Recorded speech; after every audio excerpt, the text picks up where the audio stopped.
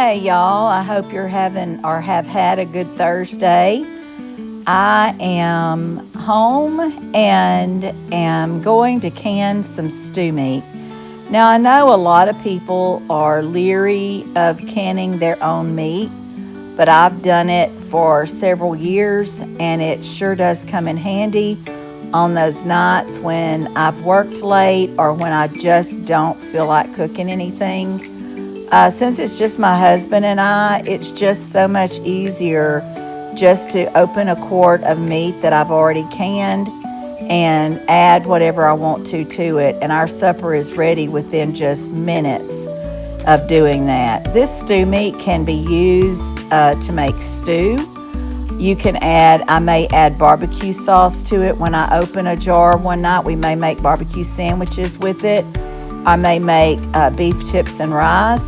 The opportunities are endless with it. You just do what you want to once you've got it canned. It is shelf stable once it's been canned, so it doesn't have to be refrigerated or anything. You just want to always make sure that your jars have sealed correctly. I always follow the guidelines in my canning book that came with my canner. It tells how to can meats, vegetables of all kinds, and so forth. So if you buy a canner, it should have a book in there.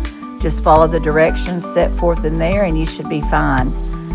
Again, canned meat is so handy to have on the shelves. I've canned chicken on here before, but this I think is my first time to can stew meat. But I had bought this several weeks ago and had taken it out of the freezer a few days ago, and I just don't feel like cooking it, so I'm going to can it instead tonight, and then we'll have it to use.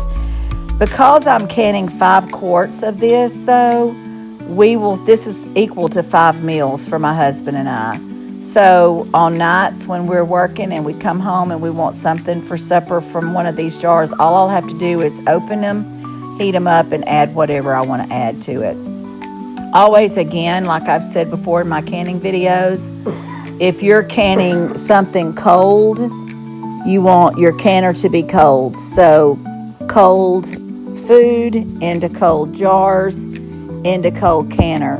If you've cooked it, say if you cook a soup or something and you want to can the rest of it and your soup is hot, then your canner would be hot. You would want to go ahead, put your 3 or 4 quarts of water in the bottom, let it start heating so that your canner is hot. Get your jars heated, put them in the canner, and then spoon your soup into the hot jars. Always cold food into cold jars, into cold canner, hot food into hot jars, into hot canner. Always clean the rims of your jars like you saw me do here to make sure that if anything got spilled on there accidentally or whatever, your lids seal correctly. After I got all that done and made sure there was space between my jars and space between the sides of the canner and the jars, then I put the lid on. And then once the steam started coming out of the middle hole there, I added my weight.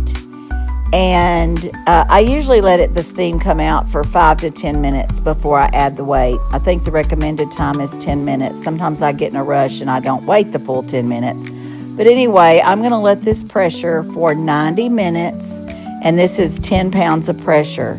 You always follow the guidelines, like I've said before, in your book that comes with your canner. I'll show y'all what it looks like when it comes out.